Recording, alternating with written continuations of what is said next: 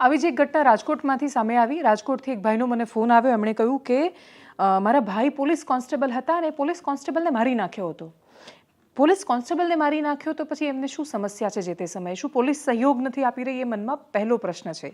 એ પોલીસમેનનું નામ ભરતભાઈ ગઢવી હતું। ભરતભાઈ ગઢવીને રાજા નામના માણસે મારી નાખ્યા હતા અને મારી નાખ્યા પછી એ વ્યક્તિ, તમે વિચારો કે એ વ્યક્તિ એક પોલીસની હત્યા કરી નાખે છે, પોલીસ કોન્સ્ટેબલની। ખૂબ એ સમયનો ચકચારી કેસ બને છે।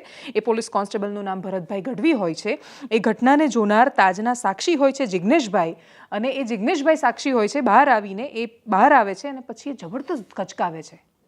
એના પછી મર્ડરના ગુનામાં અમદાવાદની મધ્યસ્થ જેલમાંથી એ વચગાળાના જામીન પર છૂટે છે। રાજપાલ ઉર્ફે રાજો સુધીરસિંહ જાડેજા એનું નામ છે। એ નાસ્તો ફરતો હતો, એ કાચા કામનો કેદી, અને પોલીસે જે તે સમયે ઝડપ્યો હતો અને હવે એના પર ફરીથી FIR થઈ। એના ગુના શું છે?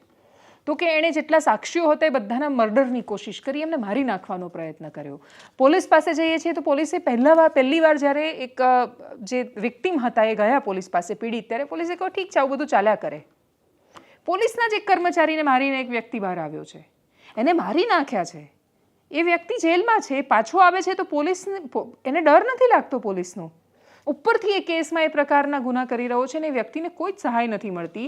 એટલે છેલ્લે એમના ભાઈ ફોન કરીને મીડિયાને કહે છે કે તમે આના વિશે કંઈક વાત કરો। આ હાલત છે ગુજરાત પોલીસની અને આ સ્તર છે। એવું કહેવાય કે છેલ્લે કોઈ પણ ખરાબમાં ખરાબ વ્યક્તિ પણ કેમ ન હોય, પોતાના સમુદાયનો રહે છે। એટલે પોલીસની તો ચિંતા કરવી પડે ને। તમે સામાન્ય માણસની ચિંતા કે દરકાર ન કરો, સમજ્યા? પણ એવા વ્યક્તિઓ કે જેમને આ બુટલેગરો, આ ગુંડાઓ મારી રહ્યા છે, તમે માત્ર એ ડરમાં કે તમારા નેતા અને અધિકારીઓ નારાજ થઈ જશે જો એ બુટલેગરને પકડીશું, એના ચક્કરમાં તમારા ભાઈ બહેનોને મારવા દેશો?